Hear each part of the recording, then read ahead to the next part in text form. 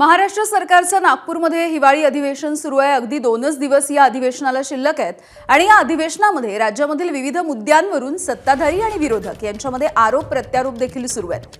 हे हिवाळी अधिवेशन सुरू असताना मनसेचे अध्यक्ष राज ठाकरे यांनी राज्याचे मुख्यमंत्री देवेंद्र फडणवीसांना एक पत्र लिहिलंय।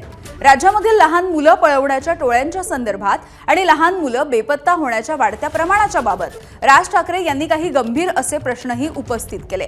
या राज्यामध्ये लहान मुलं पळवली जात आहेत, तरुण मुली पळवल्या जात आहेत, महाराष्ट्रातल्या जमिनी पळवल्या जात आहेत। यावरती विधिमंडळामध्ये चर्चा व्हावी, यावरती एकमुखानं काही ठोस निर्णय देखील व्हायला हवा असं राज ठाकरे यांनी या पत्रामध्ये म्हटलंय।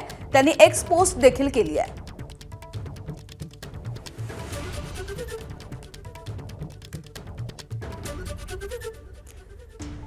तर राज्यामध्ये मुलं पळवणाऱ्या टोळीच्या संदर्भात राज ठाकरे यांनी मुख्यमंत्र्यांना हे पत्र लिहिलं। यावरती मुख्यमंत्र्यांनी नेमकी काय प्रतिक्रिया दिली बघूयात। पत्र वाचलेलं नाहीये, पण बेपत्ता होणाऱ्या मुलींच्या संदर्भात यापूर्वीही मी आकडेवारी सहित त्याची कारणं दिलेली आहेत। मुली परत किती येतात हे देखील सांगितलेलं आहे। याच्यातला सगळ्यात महत्त्वाचा मुद्दा एवढाच आहे की कशाही पद्धतीने म्हणजे एखादी मुलगी समजा घरून भांडून निघून गेली आणि 3 दिवसांनी परत जरी आली तरी आपण त्या ठिकाणी बेपत्ताचं कंप्लेंट ही दाखल करतो आणि त्यामुळे जो काही त्याची संख्या आहे ती संख्या त्या ठिकाणी आपल्याला मोठी दिसते। या संदर्भात आता त्यांनी नेमकं काय पत्र लिहिलं आहे हे मी वाचलेलं नसल्यामुळे मी त्याच्यावर उत्तर देऊ शकणार नाही, पण नक्की जर काही त्यांच्या शंका असतील तर त्याला उत्तर देऊ। माननीय राजसाहेब ठाकरे यांनी मुख्यमंत्री महोदयांना काय पत्र लिहिलं आहे त्याचा मसुदा काय याची मला माहिती नाही।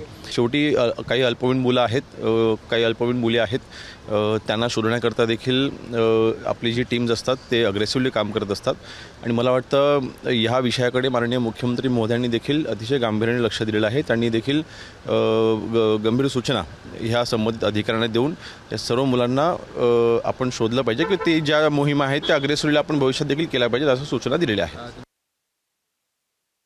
मुंबईतून मुली गायब होण्याचं प्रमाण वाढले, बेपत्ता होत आहे। महाराष्ट्राच्या अनेक नंदुरबारमधून सगळ्यात जास्त मुली गायब होत आहेत। कुठे जात आहेत त्या, कोणत्या टोळ्या काम करत आहेत? महिला लाडक्या बहिणींच्या संदर्भात फक्त 1,500 रुपयांवरच तुम्ही महिलांना खुश ठेवताय।